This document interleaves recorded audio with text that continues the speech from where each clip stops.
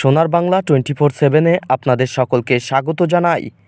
চাকরি বাতিলের শুনানিতে মিথ্যাবাদী মমতার উকিলরা একটাও উত্তর দিতে পারেনি, মন্তব্য অভিজিৎ গঙ্গোপাধ্যায়ের। সুপ্রিম শুনানির দিনই শাসক দল ও তৃণমূল সুপ্রিমোকে জোর নিশানা এসএসসির দুর্নীতি নিয়ে সরব অবসরপ্রাপ্ত বিচারপতি ও তমলুকের বিজেপি প্রার্থী অভিজিৎ গঙ্গোপাধ্যায়ের। উল্লেখ্য, সুপ্রিম কোর্ট 16 জুলাই পর্যন্ত যোগ্য ও অযোগ্য সবার চাকরি বহাল রেখেছে। অযোগ্যদের বিরুদ্ধে সিবিআই তদন্তের নির্দেশও বহাল। এখনই চাকরি যাচ্ছে না 2016-র এসএসসির প্রায় 26,000-এর। হাইকোর্টের নির্দেশে সুপ্রিম কোর্টের স্থগিতাদেশ।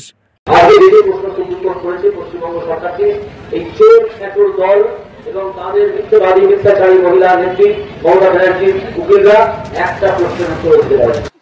তুমি এত হিংসুটে কেন? ছেলে মেয়েরা চাকরি করলে চাকরি খেয়ে নাও। মানুষ টেকোবাক নাম শুনেছেন, চাকরি টেকোবাক শুনেছেন? যা তা করে বেড়াচ্ছে। ছেলে মেয়েদের চাকরি খেয়ে নিল, শিক্ষক শিক্ষিকাদের।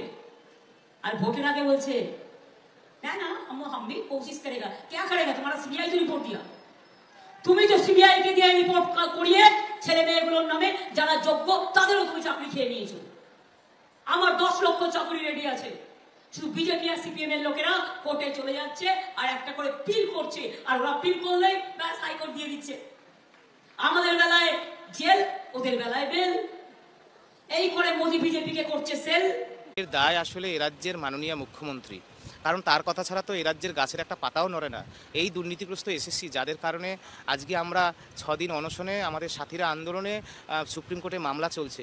এই এসএসসি এদের কাছে কলকাতা হাইকোর্ট বারবার চেয়েছিল যা কারা দুর্নীতির সুবিধা পেয়ে ওই আপনাদের নেতামন্ত্রী মুখ্যমন্ত্রীদের ঘুষ দিয়ে চাকরিটা কিনেছেন তাদের লিস্টটা দিন, আর কারা যোগ্য তাদেরও লিস্টটা দিন। তারা গড়িমসি করেছে, ওএমআর নেই, এই নেই, সেই নেই।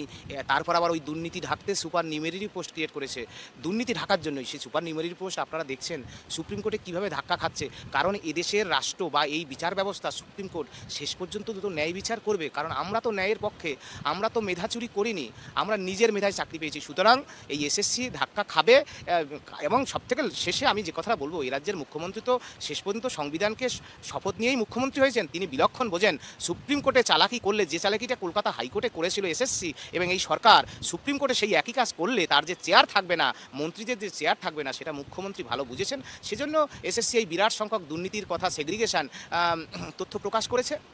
আমরা আশাবাদী এসএসসির কাছে আমাদের এইটুকুই দাবি, আমাদের এই নরক যন্ত্রণা থেকে আপনারা মুক্তি দিন। এই সরকার আসার পরে কিন্তু বছর বছর যে এসএসসিটা হতো, প্রতি বছর নোটিশ বেরিয়ে, প্রতি বছর পরীক্ষা হয়ে, প্রতি বছরই রিক্রুটমেন্ট হতো, কিন্তু সেটা কিন্তু বন্ধ হয়ে গেল। এই সরকারের আমলে একমাত্র তারা নিজেরা অ্যাডভার্টাইজমেন্ট বের করে পরীক্ষা নিয়ে চাকরি দিয়েছে শুধুমাত্র 2016 সালে। এবং সেই 2016 সালের এই যে নিয়োগ প্রক্রিয়া, তাতে তাদের দুর্নীতি শেষ নেই। এবং আপনারা বলছেন যে 22 সালে তারা সুপার নিউমেরারি পোস্ট তৈরি করেছে। আমার ধারণা শুধু আমরা কেন, আপনারাও, মিডিয়াও হয়তো জানতো না যে 22 সালে কোনো সুপার নিউমারারি পোস্ট তৈরি হয়েছে। আজ কেঁচো খুঁড়তে যদি কেউটে না বেরোতো তাহলে কিন্তু কেউ এই ব্যাপারটা জানতে পারতো না। তো ছিলই, এতদিন তো হাইকোর্টের ওনারা বলে এসেছে নেই নেই, সেই জন্য তো আজ জল এত দূর গড়িয়েছে। সুপ্রিম কোর্টে যাওয়ার কি দরকার ছিল? হাইকোর্টে তো মীমাংসা হয়ে যেত যদি হাইকোর্টে সঠিক তথ্য ওনারা তুলে দিতেন, কিন্তু ওনারা দেননি। সবার কাছে ওএমআর হাতে হাতে, অথচ এসএসসি বলে বেড়াচ্ছে আমাদের কাছে ওএমআর এর হার্ড সফট কপিও নেই। এটা তো একটা কি বলবো, মানে চরম মিথ্যা কথা বলা, এবং কিছুকে ঢাকা দিতেই মিথ্যা কথা বলা, এটাও বলা বাহুল্য আর কি। নিজেদের দুর্নীতিটাকে ঢাকা দিতে এসএসসি বারবার মিথ্যা কথা বলে এসছে। তবে দেখুন, মিথ্যে বেশি দিন চাপা থাকে না।